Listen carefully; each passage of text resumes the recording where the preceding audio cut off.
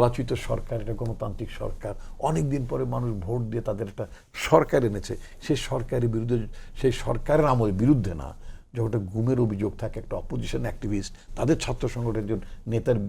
বিরুদ্ধে থাকে, অভিযোগটা ভয়াবহ বাজে একটা অভিযোগ। প্রমাণ হলো যেটা আপনি নিজে বললেন যে in fact it was not the case of abduction, এটা কোনো এনফোর্স ডিসঅ্যাপিয়ারেন্সের ঘটনা না।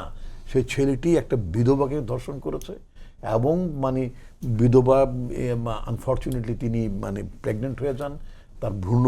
এমব্রায়োটার মানে নষ্ট করার জন্য মানে অ্যাটেম্প্ট নেয়, সেই ঘটনার পরিপ্রেক্ষিতে সেটাকে ধানাই পানা করে কেসটাকে ডাইভার্ট করার চেষ্টা করেছেন ইত্যাদি, এবং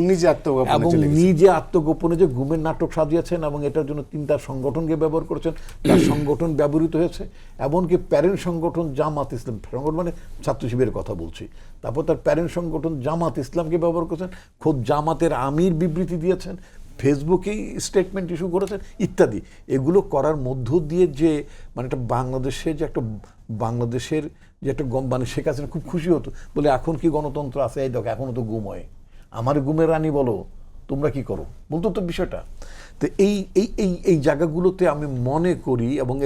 এটা শুধুমাত্র আমি অ্যাক্সিডেন্ট বলতে চাই না, আমি বলতে চাই না যে খুব অজ্ঞতাপ্রসূতভাবে হয়তো জামাতের আমির সাহেবের ব্যাপারটা হয়তো আমি বলবো যে হয়তো উনি